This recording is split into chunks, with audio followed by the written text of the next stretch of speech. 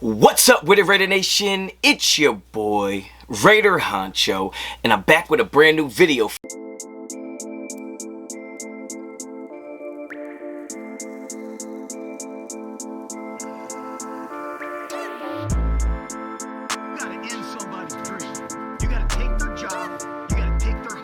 For you. Alright guys, get right into it. You already know the vibes. You already know what type of time I'm on. If you're not a subscriber to the channel, well damn, subscribe to the channel. Hit me up on Instagram and Twitter. Both of those are at Raider Honcho. And right now I need a moment of silence. I gotta say a quick prayer for myself, because I know the topic that I'm about to get into today is going to get me crucified in the comments. It's going to get me dragged in the mentions. But it's just a conversation that I want to have. And let me preface my statements and my opinions with, this is not to divide us. This is not to create no type of war. This is not to have content creator versus content creator. I'm not here to do none of that. I just like to have conversations. The same conversations I would have with my brothers. The same conversations I would have with my friends. The same conversations I was having at the barbershop. Those type of conversations are what I like to do with my content. So understand that this is not me trying to vilify anybody or put anybody's opinion down. I just want to have the conversation, because a lot of times in my comments right now, especially after Geno's first game, the conversation has been, Geno is better than Derek Carr. We all know that I've been a Derek Carr supporter, and I rolled with him and rode for him when he was on the Raiders, and thought that he was just a better quarterback than what people gave him credit for. That's really all it was, okay? Like, yes, I might have argued it very passionately, and I had a lot of conviction behind it, but the truth of the matter is my fandom of Derek Carr was he was the quarterback of my favorite team, and he was my favorite player on my favorite team. So I think I was just defending the fact that I thought he was better than most people was giving him credit for, okay? I didn't think that all the things that went bad with the Raiders were his fault. That's all I always used to argue, okay? But let's move on from that. The conversation of Geno versus Derek Carr is a funny one to me, because although I said that I thought Geno Smith was mid, and I just meant he was middle of the pack, I don't think he's an elite quarterback. And like I said in yesterday's video, he did play like an elite quarterback in the rain on the East Coast and all those things, right? I just thought he was like a middle of the pack quarterback, and that's what I meant by mid. I didn't mean he was trash, or that he was no good, or that he couldn't help us get wins or anything like that. I just didn't think that he's the upper echelon of NFL quarterbacks, okay? You saw the Josh Allens, Lamar Jacksons, like there's a different level, and I just didn't think he was on that level. That's all. The conversation is funny because I thought that there was a lot of hype for Geno Smith coming into the season, and I honestly felt like when I made the comment of him being mid, it was like, well, if I had one throw or one quarterback to win the game for me, how many quarterbacks would I name before I got to Geno Smith? And I just thought there was quite a few. And I didn't think that Geno Smith would be a guy that if he got signed to another team that we would have been like, yo, that team got a great quarterback. I understand when people sign for the Raiders, we tend to like kind of hype it up because we're excited. We the shiny new toy, if you will. And I understand all of that. So today I just want to talk about the numbers, because somebody posted in my comments that Geno Smith is better than Derek Carr and the numbers don't lie. Now, I'm just going to get into a few numbers, and then I'm going to sum it all up and give you a conclusion and all that at the end. And I just want you guys to get in the comments and have fun with it. Don't be attacking nobody, okay?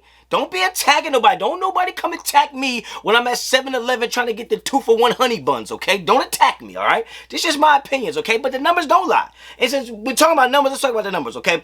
Both in an 11-year career, okay? 11 years under the helm. Obviously, Geno Smith didn't start all 11 years, so to me, that's a stat in itself that Derek Carr has always been a starter for the Raiders. When you talk about yards, okay, Geno Smith, 19.1 thousand yards in his career to Derek Carr's 41.2 thousand yards in his career. So when you talk about total yards, when you talk about passing yards in 11 years and passing yards per season, you got to give Derek Carr the edge there, okay? When you talk about completion percentage, it's very close here. Geno Smith is 64.9 and Derek Carr is 65.1. So even though you give the edge to Derek Carr, I think as far as being accurate quarterbacks, I think they're both pretty even there, all right? Touchdowns. Geno Smith has 106 total touchdowns passing as a starter in the NFL or as a player in the NFL in his 11-year career, and Derek Carr has 257. So the touchdowns to me really aren't that close, and obviously I know Derek Carr has more attempts. He's been a starter, so like I understand that. Like, don't kill me in the comments. I know the numbers aren't going to match up, but somebody said numbers don't lie, so we're just talking about the numbers. All right, quarterback rating. Geno Smith for his career is at 88.2. Derek Carr is at 92.8. So quarterback rating, you got to give the nod to Derek Carr in that sense, okay? Game-winning drives. You want a quarterback that can be clutch and get your wins and comebacks and all of that. In their 11-year career, Geno Smith has 19 game-winning drives, and Derek Carr has 35. Now, you could look at it and say, Geno Smith isn't as clutch as Derek Carr. I'm not going to say that because I don't know how many drives that Geno Smith had. He could be 19 for 19 for all I know, and Derek Carr has had opportunities to win games and he didn't win games. But if you're just going off of the numbers, more game-winning drives, you got to give the nod to Derek Carr. Okay, when you talk about career high in touchdowns, Geno Smith's career high in the touchdowns in the season is 30. Derek Carr's is 32. Give the nod to Derek Carr, but still pretty close, relatively close. Career high in interceptions, Geno Smith is 21. I believe that was his rookie season. Derek Carr's career high in interceptions is 14. You got to give the nod to Derek Carr there. When you talk about wins and losses, which to me is not a quarterback stat, and this is what was a driving force in a lot of my arguments about Derek Carr being a top quarterback in the NFL, is that people kept saying wins and losses, wins and losses. All right, the wins and losses is Geno Smith is 40 and 43 as a starter, or in his career, right, as a starter, and Derek Carr is 77 and 92. So yes, Derek Carr has lost a lot of games. Geno Smith has lost, he's right under 500, but if you average that on a 17-game season, Derek Carr is going to go 8 and 9, and Geno Smith's going to go 7 and 10. So to me, it's relatively close when you talk about the wins and losses and things like that, which to me is not a quarterback stat. We don't know how many times a quarterback gives a team a lead and the defense blows it. I know that happened a lot for Derek Carr. I didn't watch a ton of Geno Smith, so I don't really know about that. But here's the number that really stands out to me that I think makes them more even than people would think, is that playoff wins.